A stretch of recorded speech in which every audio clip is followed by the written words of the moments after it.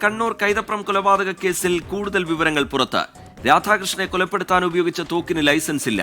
രാധാകൃഷ്ണന്റെ ഭാര്യ താമസിക്കുന്ന സ്ഥലത്ത് നിന്ന് തോക്ക് കണ്ടെത്തിയതിലും അന്വേഷണം. ഇരുവരുടെയും ഫോൺ കോളുകൾ പരിശോധിക്കാം. അരുൺ പൂപ്പറമ്പ വിവരങ്ങളുമായി കണ്ണൂരിൽ നിന്ന് ചേരുന്നുണ്ട്. അരുൺ, ഈ കൃത്യം നടത്തിയ തോക്ക് അതിന് ലൈസൻസ് ഉണ്ട് എന്നൊക്കെയായിരുന്നു നേരത്തെ പുറത്തു വന്നിരുന്ന വിവരം.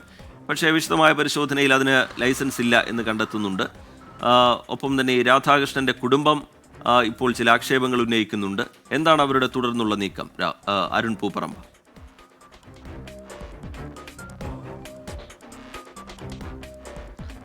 റീജിത്ത്, ഈ പഞ്ചായത്ത് പരിധിയിൽ അപകടകാരികളായിട്ടുള്ള കാട്ടുപന്നികളെ വെടിവെച്ച് കൊല്ലുന്നതിന് വേണ്ടി പ്രത്യേകം നിയോഗിക്കുന്ന ഷൂട്ടർമാരൊക്കെ ഉണ്ട്. അതിൽ നേരത്തെ ഈ സന്തോഷ് അത്തരം ആ ഷൂട്ടർമാരുടെ പട്ടികയിൽ ഉണ്ടായിരുന്നു എന്ന വിവരം പോലീസ് പറയുന്നുണ്ട്. പക്ഷേ സന്തോഷ് ഈ കൊലക്ക് വേണ്ടി ഉപയോഗിച്ചിരുന്ന തോക്കിന് ലൈസൻസ് ഇല്ല എന്നതാണ് ഈ തോക്ക് കണ്ടെത്തിയതിന് ശേഷം നടത്തിയിട്ടുള്ള പരിശോധനയിൽ പോലീസ് കണ്ടെത്തിയത്. ലൈസൻസ് ഇല്ലാത്ത തോക്ക് ഉപയോഗിച്ചുകൊണ്ടാണ് സന്തോഷ് ഈ കൃത്യം നടപ്പിലാക്കിയത് എന്ന് ഇപ്പോൾ വ്യക്തമായിട്ടുണ്ട്. മറ്റൊരു പ്രധാനപ്പെട്ട കാര്യം, ഈ തോക്ക് ഇന്നലെ കണ്ടെത്തിയത് ഈ രാധാകൃഷ്ണന്റെ അമ്മയും അതോടൊപ്പം തന്നെ ഭാര്യയും താമസിച്ച വീട്ടിന് പിൻഭാഗത്ത് നിന്നാണ്. അതുകൊണ്ട് തന്നെ ഇതിൽ മറ്റാർക്കെങ്കിലും ഈ തോക്ക് ഒളിപ്പിക്കുന്നതിനുൾപ്പെടെ ആർക്കെങ്കിലും പങ്കുണ്ടോ, ഈ സന്തോഷിന് സഹായം ലഭിച്ചിട്ടുണ്ടോ എന്ന കാര്യം കൂടി പോലീസ് പരിശോധിക്കുന്നുണ്ട്.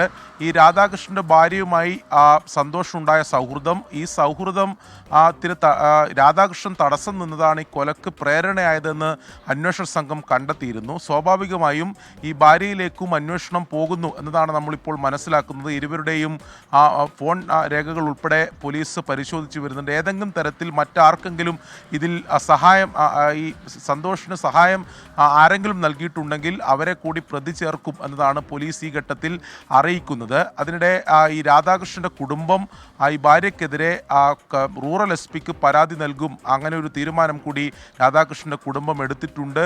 അതായത് ഈ ഭാര്യയ്ക്കും പങ്കുണ്ട് എന്ന തരത്തിലുള്ള കാര്യങ്ങളാണ് അവർ ആരോപിക്കുന്നത്. അങ്ങനെ പരാതി നൽകും എന്നതാണ് ഈ ഘട്ടത്തിൽ അറിയിച്ചിട്ടുള്ളത്.